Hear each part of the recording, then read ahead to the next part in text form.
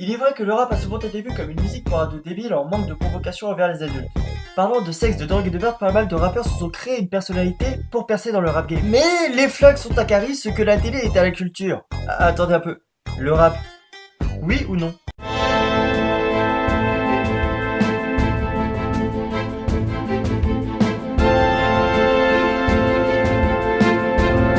Déjà, posons-nous quelques questions. Le rap, c'est quoi? Le rap est une forme d'expression vocale appartenant au mouvement. Merci Wikipédia! Le rap que nous connaissons est né au milieu des années 70 dans les ghettos américains, plus connu sous le nom de Cité, ou Tess en français. Ah là là, douce France. Quand j'entends certains parler, j'ai l'impression qu'ils enculent la langue française. C'est un style musical basé sur la diction de vers qui riment. Descendant du jazz, le rap se veut provocateur envers la société qui entoure celui qui la pratique. Bah, ça me paraît être une bonne définition ça. Mais si ça se veut dénonciateur de la société qui nous entoure, pourquoi il y a encore tant de monde qui trouve ça nul et sans intérêt? Tout simplement parce que certains artistes se sont appropriés le style du rap pour le foutre dans un mixeur créé par la marque Consommation. Je n'étais pas là pour le confirmer de ma voix. Mais selon certains, à l'époque, Skyrock passait du IAM, du Oxmo Puccino. Bref, le genre de gars aimé par la plupart des gens.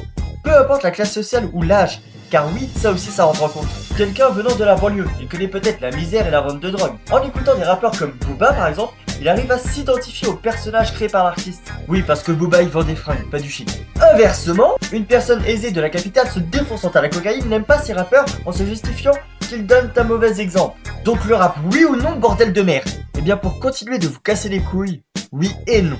Oui, le rap mérite une meilleure diffusion et pas seulement au niveau des jeunes. Sa volonté de dénonciation a le pouvoir d'éduquer jeunes, adultes, banlieusards, bourgeois.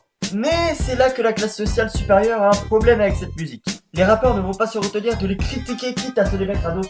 Jean-Philippe, n'étant pas content, préfère écouter du Beethoven et chier dans la gueule du rap avec un entonnoir. Le rap s'étouffe et laisse donc apparaître un nouveau genre de rappeur. Le rappeur dit commercial. Comme le dit Big Flo et Oli dans son titre La Cour des Grands, qui change de discours selon le produit qu'ils nous vendent.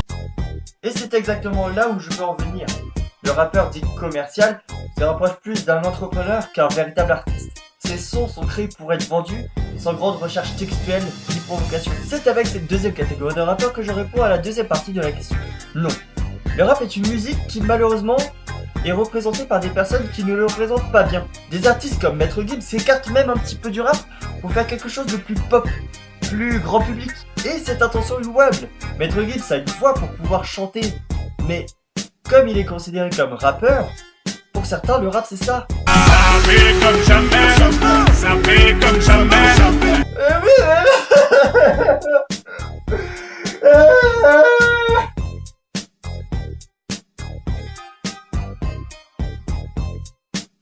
Donc toi qui restes bloqué dans les années 90 avec Nirvana, cherche quelques rappeurs. Skyrock n'est pas un moteur de recherche. Seul Google est ton ami dans cette aventure. Tu y trouveras le bon comme le mauvais. Le rap est assez vaste pour être aimé par tous.